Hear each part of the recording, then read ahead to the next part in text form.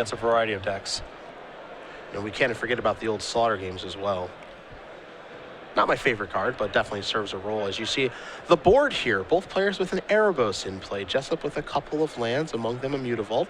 Sin Collector on Braverman's side, he also has some lands, but it looks like he has an Underworld Connections where Jessup does not. Yeah, and in these sort of mirror matches, not that this is exactly a mirror, but something resembling it, generally speaking, the person with the most card advantage wins. Having Erebos in play is also a pretty big edge as it shuts down Grey Merchant's life gain effect. So we'll see what players are going to do here. It looks like that Jessup is a little bit behind the 8-ball, but he's going to try to work his way out of it. Has to be a little bit scared of the fact that the Erebos on the other side of the table can go live very, very soon, as this Grey Merchant is just going to be a drain. It's not going to gain any life for Jessup, but it will drain Braverman 3 points. Yeah, and taking Erebos shots when you don't have the opportunity to gain life for the rest of the game is a huge cost. Yeah. So Grey Merchant is deployed. The Erebos on Jessup's side is a little bit closer to Devotion. Braverman just drew an Underworld Connections, which can actually turn on the Erebos on his side of the board. But things are getting a little bit interesting. It's one of the few times we've actually tuned into a game where both players have an Erebos and threatening it. Yeah, Michael this turn has the option of drawing a card, trying to find a land and deploying Blood Baron, and if he fails, simply playing an Underworld Connections, possibly a removal spell, or ignoring Underworld Connections for this turn and deploying his his Blood Baron. This gets him up to appropriate level of devotion for Erebos either way. And both these players, top 8s on the Open Series, as here's a Blood Baron. That is actually going to turn on the Erebos. Again, the devotion count, 2 from the connections, 1 from the Baron, 1 from the Sin Collector, and 1 from Erebos itself. And now Erebos looks like it wants to come into the red zone, and it will. So an attack here for 5 from Braverman.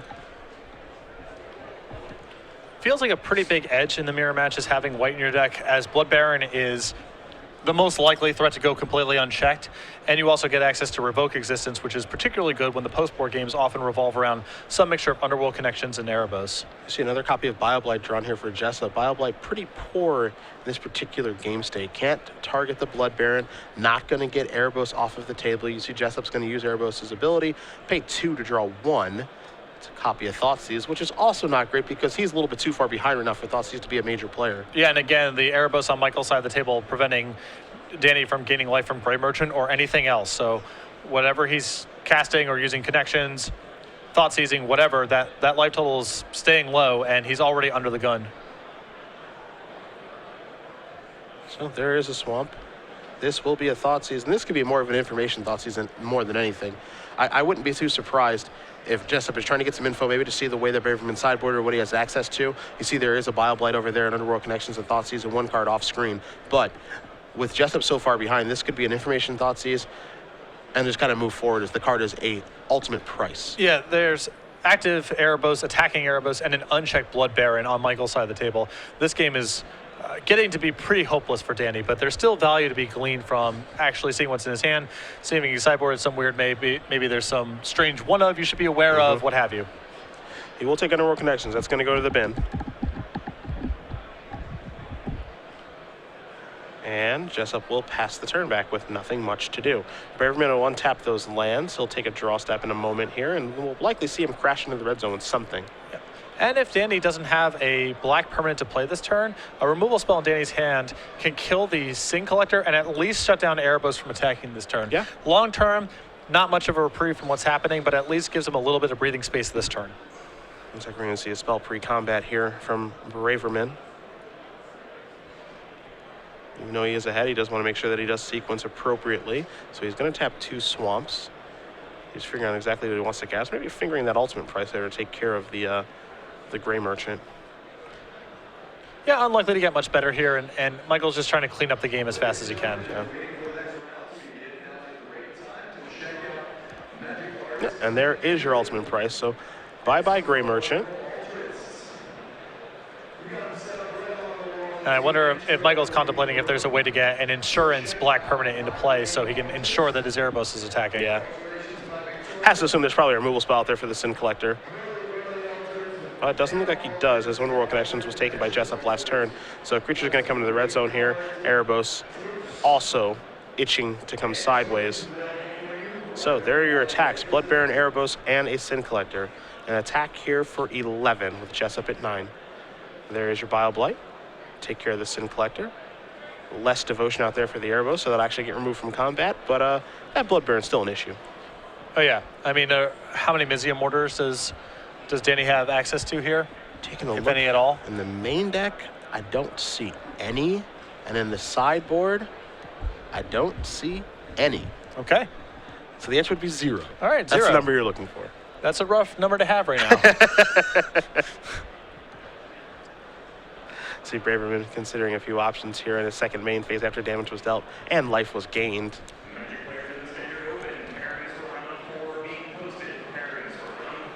He seems to be very cautious about using any of his card drawing effects right now.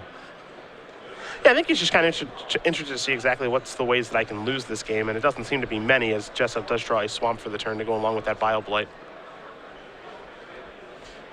Yeah, it's hard to imagine it starting anywhere other than with Mizium mortars. Yeah. That's got to be the start, as it may keep Erebos off of devotion and deals with the Blood Baron, which is the biggest short-term problem. I'm a little surprised to see no copies of Mizium Mortars here. Jessup is going to go down to 3 and draw a card. Does draw a Gray Merchant, which in a lot of cases would be a pretty good draw, but it can't gain any life with Erebos on the other side of the table. So that'll be an issue. Yeah, Danny just trying to figure out if he needs to keep drawing here. Possibly needs to block with Mutavault this turn. Connection's going to draw a card here from Braverman. He's going to go down to 12. And there you do see the God of the Dead. Your opponents cannot gain life, so the effect is not symmetrical, except for when both players have one. Yeah. That is very symmetrical. We'll see here if Michael is able to reassemble devotion for Erebos. Really the last piece of the puzzle to solidify this game. Pay a life, draw a card. Looks like a tempo comes rolling at the top. Maybe a Dark Betrayal. And Michael also has the option here of simply firing up Mutavault and saying, all right, let's see what's going on here. Pretty much. I think he's going to clear the coast here with a Thoughtseize. There's a Bile Blighted Gray Merchant and a Swamp. Braverman's going to take 2 more, get on to 9, but now he sees that the coast is clear. He can take the Bile Blight, fire up the Mutavault, and just get the job done, essentially. Jessup can do some chump blocking with Mutavault on his own, but if those are going under the bus, things are really, really good for Braverman. So he is going to take Bile Blight. Again, does not have to worry about Gray Merchant too much, simply because it cannot gain life in this situation. This is a godless shrine. Braverman's going to go down even further. Just going to attack with the Blood Baron. An attempt to block. Yeah, it looks like Michael has 2 removal spells in hand to kill the 2 blocking Mutavaults, and Blood Baron gets it done. He'll show a Bile Blight and a Hero's Downfall, and we're going to move on to game number 3 here between Michael Braverman and Danny Jessup. Black-Red Devotion versus Black-White Mid-Range.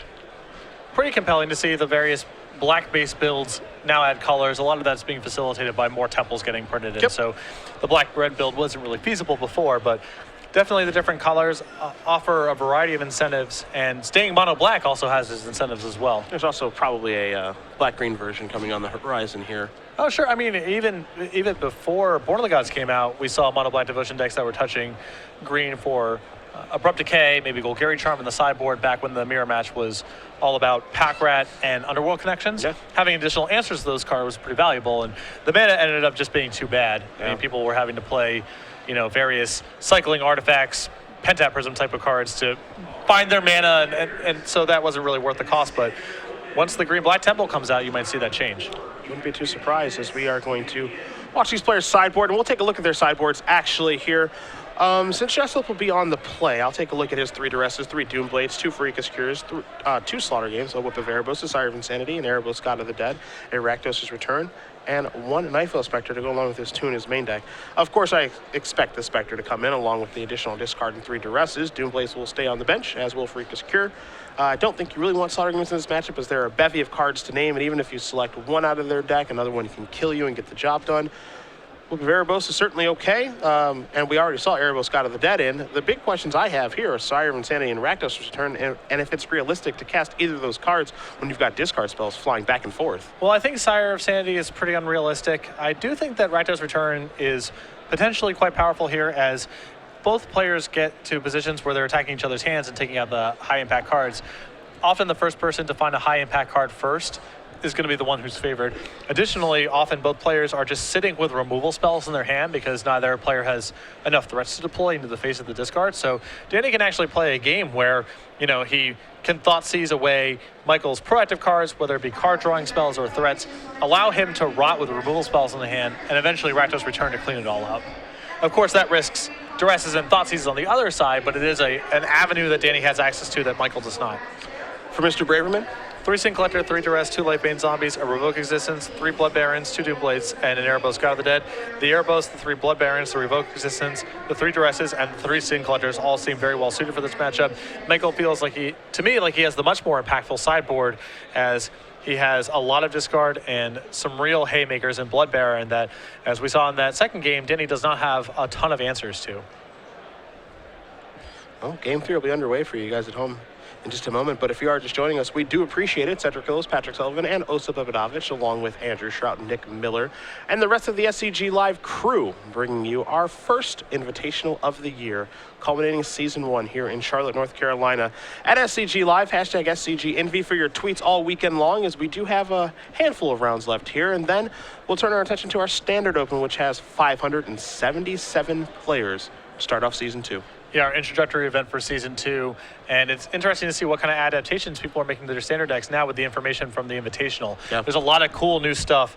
Have players, they were paying attention to the event, and with card availability could be playing entirely different decks today than maybe they were planning on playing yesterday. Yeah.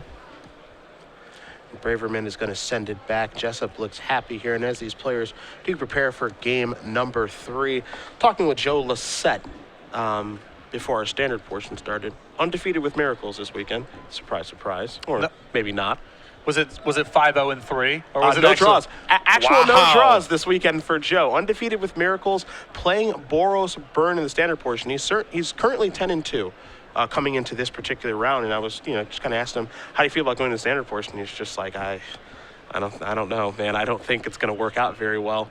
And for him, he essentially needs to just go 2-1 through the first 3 rounds, and he'd be able to draw in, and he wasn't feeling too confident about that. So I'm really interested to see exactly how things are going to go for him for the next 3 rounds. If he's able to pick up a win in this round, he's got to be feeling pretty good about his top 8 chances. It really speaks to the quality of the players in this event that a player as good as Joe, not particularly experienced with standard, but a very good Magic player, feels that he's not favored to go 2-1 over 3 rounds. Yeah. Because the quality of play is so high and these players are so experienced that, if this was maybe a PTQ or day 1 of a Grand Prix, he would feel, I'm not that experienced with standard, but I'm so much better at Magic than most of my opponents that I'll pick up an edge that way.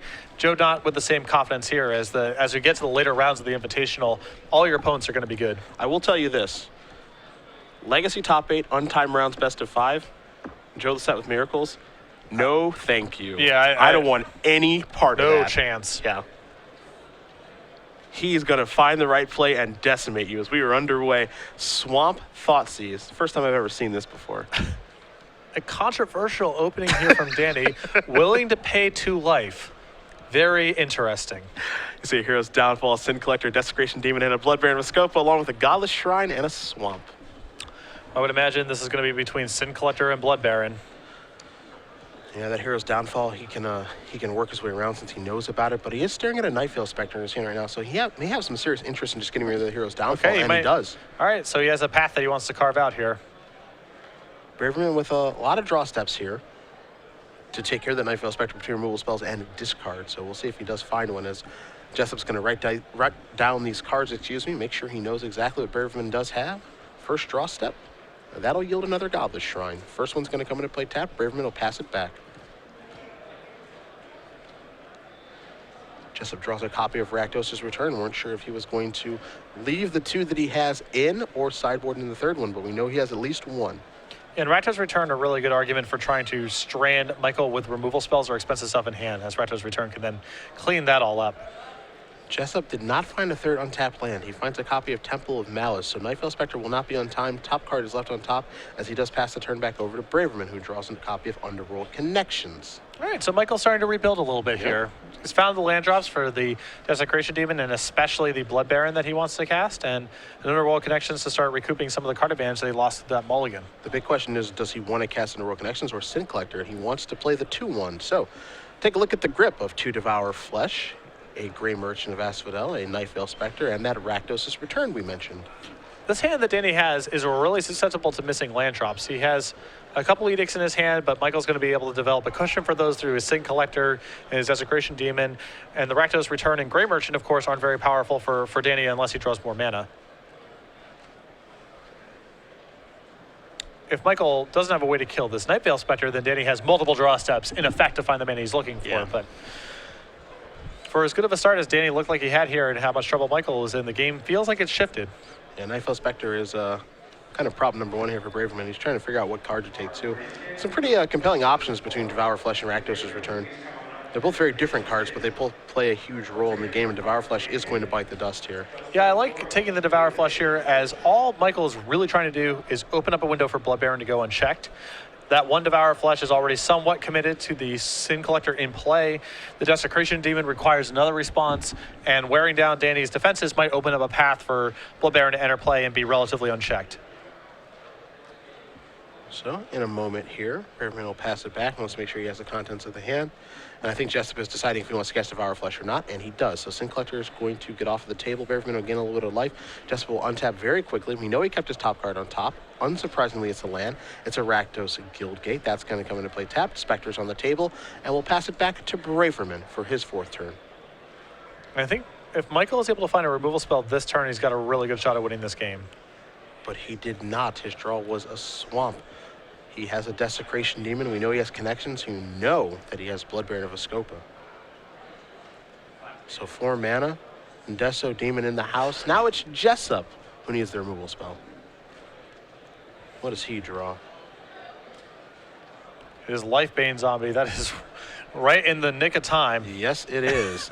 So Lifebane Zombie shows up to the party. Says, I need this Blood Baron. Thank you much. Now I just have to contend with this 6/6 and Underworld Connections, providing a mystery card.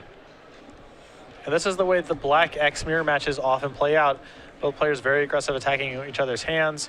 And then it's who's ever able to stick a source of card advantage, whether it be Erebos or Underworld Connections, or sneak through some threat that's hard to check. Most likely Blood Baron is going to be a huge edge. Also, Jessup doing a pretty nice job of setting up a nice Rakdos Return, and the Gray Merchant. Devotion count is pretty high. I think Jessup is considering his options of, do I sacrifice this Lifebane Zombie to try to hit you and get a card? Your thoughts on that? I think it's a little early for that line. And also the Lifebane Zombie has a lot of value. It's just another piece of devotion for the Gray Merchant that's in Danny's hand as well. So probably best, I understand, you know, there's some really big hits that he could potentially get off the Night Veil Spectre, but I feel like he's better served pumping the brakes for a little bit. And if you know that Michael is going to be basically playing Underworld Connections as his turn, the upside of you drawing a removal spell for the Desecration Demon being able to hit with both of your creatures is huge. Braverman draws his card for the turn. See what he wants to do. You see 3 mana going to be tapped. Looks like Connections will be his turn. On to that untapped Swamp. Going to play a Swamp. Jessup knows about the last card in grip, so he'll just pass the turn back. Swamp off the top here for Danny. And I like that play from Michael, not using the Connections right away, even though there's Thoughtseize potentially duress and such that he can draw. Because he knows Danny has Rakdos Return, he doesn't want to draw something and have it get stranded in hand and then dumped out by the return. And that's a Gray Merchant. A little drain and gain for 7. 3 from the Spectre, 2 from the Lifebane, 2 from the Merchant itself. So Jessup's going to gain 7. Braverman's going to lose 7 life, and maybe we'll see one of these creatures sacrificed so we can get some damage through. I think there's an argument to be made for sacking Gray Merchant right now, getting him for 5. Remember, he's got Rakdos Return in hand, so that's another burn spell. Taxing his life total here is excellent in the face of the Underworld Connections. You need to start wearing that down so he can't draw cards at his leisure for the entire game. And you get to hit with the Night Veil Spectre, which has some upside as well. Orzhov Guildgate comes rolling off the top. Not the most exciting card, but it's a card nonetheless, as Jessup will pass the turn back, and Braverman's going to draw. There's 2 things really nice about the Orzhov Guildgate here. One is he gets to make a land drop next turn, which is valuable for the Rakdos Return in hand. Number 2, it turns on some really big draws down the line for that Night Veil Spectre, including Blood Baron off of Michael's deck. Braverman draws his card at 8 life right now. You see a Blood Baron of Vescopa was the draw. That is a very big one. Yeah, Blood Baron with Edict protection in play with the Desecration Demon. Yeah. Looks like there's also an Obsidian over there in Braverman's hand that he can cast if he'd like. So some really, really nice options here for the black-white mid-range player. The big question is, which one do you cast? He also has a Bile Blight, which could be a removal spell for that Nightveil Spectre. And Spectre has proven to be a bit of an issue, but he also has to know, does Braverman, that whichever card he chooses to cast, the other ones are gonna leave. Yep. Because of the Rakdos' return. Well, he needs to cast something. He can't use a removal spell really this turn because he's, you know, he knows about Lifebane Zombie, Thoughtseize in Danny's deck. Bloodbaron's going to come into play. Braverman's going to pass the turn back. 2 cards in hand. Bile Blight and an Obsidian. Nightveil Spectre here for Jessup. Maybe some interest in deploying the Flyer again. And quite frankly, I think Danny might be in a spot now where he needs to pin down this Desecration Demon and hit with Nightveil Spectre. Try to find something. Yeah, as bad as it looks, you know, where else is this going? The game's going to swing around pretty quickly here once Michael starts to connect with that Blood Baron. And you see him kind of shaking his head saying, man, I just needed to fade 1 Blood Baron. I think I would have been good to go.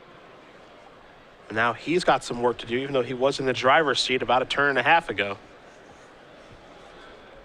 Yeah, the Blood Baron in this sort of matchup is just dwarfs the impact of all the other sideboard cards you can have, really. And Danny was relatively prepared. I mean, he kept a hand with 2 copies of Devour Flesh. Yes. Sin Collector ate up both of them, and now we're here. So Orzhov Guildgate will be the land that's played. Will he play Nightveil Spectre? He's going to play the Spectre. So that means Braverman's going to have the opportunity to either A, cast an Obsidian, or B, Bile Blight, both of those. And, you know, the mono black, black-red devotion, black-white midrange, however you want to classify these decks, I kind of put them just as black devotion decks. These matchups, these mirrors, they're very, very swingy. Yeah, right now, I think priority 1 is getting those Nightveil Spectres off the table. Yeah, and that's a Bile Blight to clear both those up. And Braverman's draw was a Sin Collector, so my goodness, this game is changing. Yeah, that Sin Collector is actually perfect. If there was any debate before about whether or not he wanted to play Obsidian or Bile Blight, finding a Sin Collector that turn to take care of the Rakdos return in Danny's hand makes it an easy decision. In comes the Baron and the 7/7 Demon. That's going to be 11 damage for Jessup. He's going to go down to 14. Braverman's going to gain 4. He's going to go up to 12. So he's stabilizing at a pretty nice life total. There's the Sin Collector. There goes the Rakdos' return. And now it's Danny Jessup that has no cards in his hand and playing off the top of his deck. Yeah, and now Devour Flesh just doesn't even matter. Yep. And now you see Jessup with his hands on his head saying, what the heck went wrong here? Yep. Keep in mind, Michael mulliganed this game, too. Yeah. It may not look like it now, but... Yeah, and there's a Gray Merchant, which could have been a huge draw a turn ago. Yep. Now it doesn't really matter at all. It's going to be a gain and a drain of 4. Braverman's going to go back down to 8, and Jessup's going to gain 4 life and go up to 18. But again, this game has just shifted drastically. And these are the kind of swings where, yes, both players' hands are going to be absolutely destroyed via discard, but you can't stop the top of the deck. Yeah, and the last 2 turns, if you had to ask Danny, what's the worst thing that could happen to me this turn? Michael's had it both times. First time Blood Baron, and last turn Bile Blight plus Sin Collector. Yep. If Braverman could draw up cards to find, those would have been them. Now he's put the Desecration Demon trigger on the stack. No sacrifice here from Jessup. So looks like another attack here for 11 is the choice. Jessup's going to go down to 7. Braverman up to 12.